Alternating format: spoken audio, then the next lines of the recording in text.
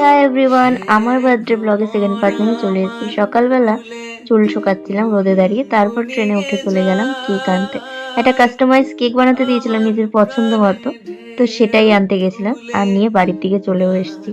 তারপর বাড়ি এসে একটু শিট মাস্ক লাগিয়ে রিল্যাক্স করছিলাম আর তারপরে বসলাম আমি ডেকোরেশন করতে। হ্যাঁ, আমি নিজের বার্থডে ডেকোরেশনটা নিজেই করেছি প্রতি বছরের মতো এবছরও। তারপর কিছু রিলস বানাচ্ছিলাম একটু আধটু। তারপর আর কি চলে আসলো আমার সব বান্ধবীরা, যাদের ছাড়া আমার বার্থডেটা অসম্পূর্ণ আর যারা আমাকে এই বার্থডেতে এত স্পেশাল ফিল করিয়ে দেয়।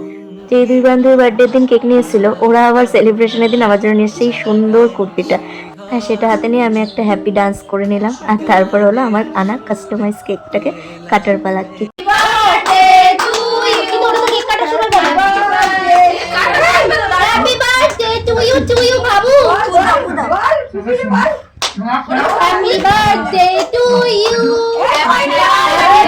কেকটা আমার অসম্ভব পছন্দ হয়েছিল। তোমরা যদি কেউ কেকটা বানাতে চাও আমাকে কমেন্ট করো, আমি ডিটেলস দিয়ে দেবো। তারপর আমি আমার গোল্লাপুরির সাথে একটু নাচ করছিলাম।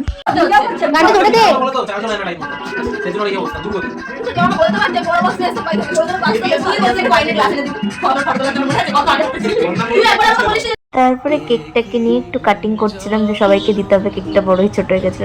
এই বছর বার্থডে এটা আমার 4th কেক, যেটা আমি সেলফ গিফটেড করেছি, মানে এটা আমি নিজের টাকায় নিজের কাস্টমাইজ করে বানিয়েছি।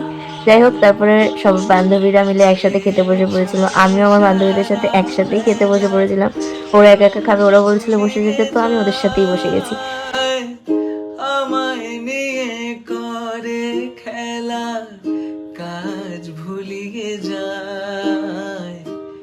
আমার বার্থডের মেনুতে ছিল বিরিয়ানি, যেটা আমার বৌদি বানিয়েছিল, আর বিরিয়ানিটা অদ্ভুত টেস্টি হয়েছিল। আর তার সাথে ছিল চাটনি, পায়েস। আর এই দেখো গোল্লাপুরি, গোল্লাপুরি আমার পিপির, মানে ওর পিপির বার্থডে খাচ্ছে ফার্স্ট টাইম, কেননা ওর 2 বছর বয়স, ফার্স্ট বছরে তো কিছু খেতে পারেনি। যাই হোক, তো আজকে সারাদিনের ব্লগটা এইভাবেই শেষ করছি।